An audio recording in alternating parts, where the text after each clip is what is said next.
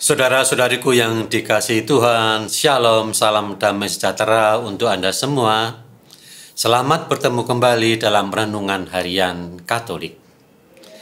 Hari ini gereja merayakan Hari Raya Kelahiran Santo Yohanes Pembaptis.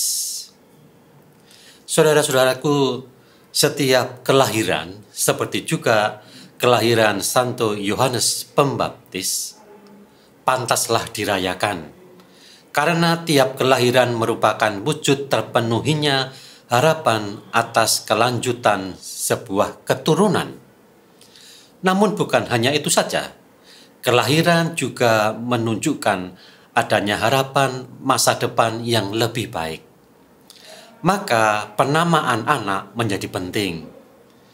Maka anak dinamai dengan sesuatu nama yang menunjukkan harapan yang akan datang. Anak ini namanya hartawan. Dengan harapan anak ini hidupnya kelak berkecukupan dan baik. Anak ini namanya budiman. Dengan harapan anak ini kelak akan menjadi orang yang berbudi. Dan penamaan itu menunjukkan harapan-harapan kita semua. Penamaan anak menunjukkan harapan orang tua. Namun jangan lupa, Allah juga berpengharapan loh. Maka Allah juga sering menamai kita. Kita juga disebut anak Allah misalkan dan sebagainya. Dan kalau seseorang itu harus diberi nama oleh Allah sendiri, dapatkah itu kita temukan pada siapa? Tentu saja pada orang yang kita rayakan hari ini kelahirannya, yaitu kelahiran Yohanes Pembaptis. Ia dinamai bukan oleh orang tuanya, tetapi dinamai oleh Allah sendiri. Maka penamaan Yohanes menunjukkan harapan dan rencana Allah tentang anak ini.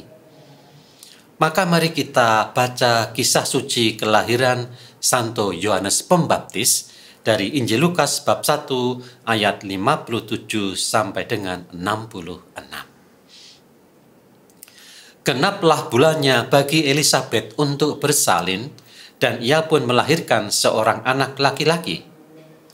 Ketika tetangga-tetangganya serta sanak saudaranya mendengar bahwa Tuhan telah menunjukkan rahmat-Nya yang begitu besar kepadanya, bersukacitalah mereka bersama-sama dengan dia.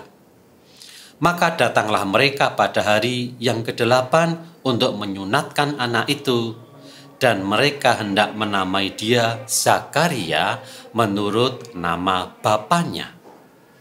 Tetapi ibunya berkata, "Jangan, ia harus dinamai Yohanes." Siapa yang mewajibkan bahwa ia harus dinamai Yohanes, bukan Zakaria seperti nama bapaknya?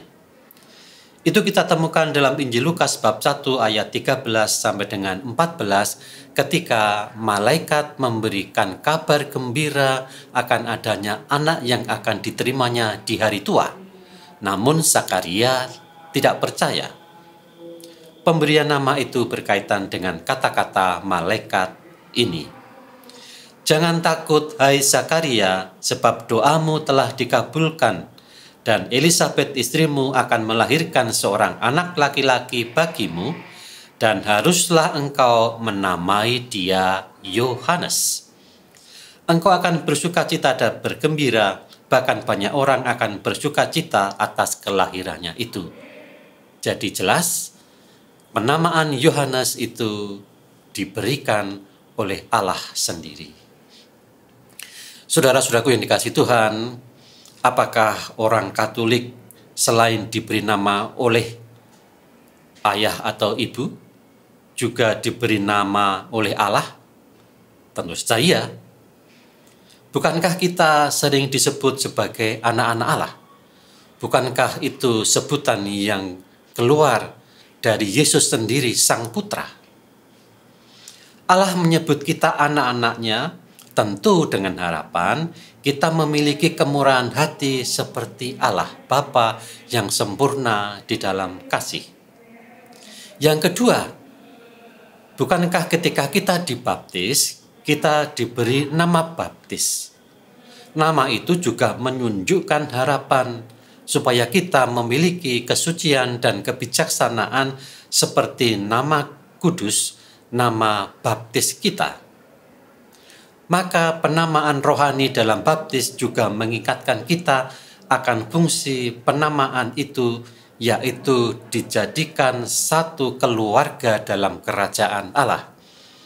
Karena kita ini adalah anak-anak Allah, kita ada dalam perlindungan persekutuan para kudus. Dan itu juga yang diharapkan oleh Allah kepada anak-anak Zakaria yang dinamai Yohanes. Dalam Lukas bab 1 ayat 17, tadi kita dengar, ia akan berjalan mendahului Tuhan dalam roh dan kuasa Elia, untuk membuat hati bapak-bapak berbalik kepada anak-anak dan hati orang-orang tua dan hati orang-orang durhaka kepada pikiran orang-orang benar, dan dengan demikian menyiapkan bagi Tuhan suatu umat yang layak baginya. Umat yang diberi nama anak-anak Allah, umat yang diberi nama baptis, anak yang dipersatukan dalam keluarga kerajaan Allah. Mari kita merayakan hari raya kelahiran Yohanes Pembaptis dengan menyadari panggilan kita, panggilan sebagai anak-anak Allah, panggilan untuk menjadi kudus dan bijak seperti nama baptis kita, dan jangan lupa kita bersatu dalam keluarga kerajaan Allah, di mana kita sering mengungkapkannya secara nyata dalam perayaan Ekaristi. Saudara-saudariku, besok hari Minggu kita berjumpa dalam perjamuan kudus anak-anak Allah, keluarga besar anak-anak Allah. Kita diberi nama yang begitu luhur. Maka mari kita menyongsong hari Minggu dengan gembira. Selamat berjumpa dalam gereja. Amin.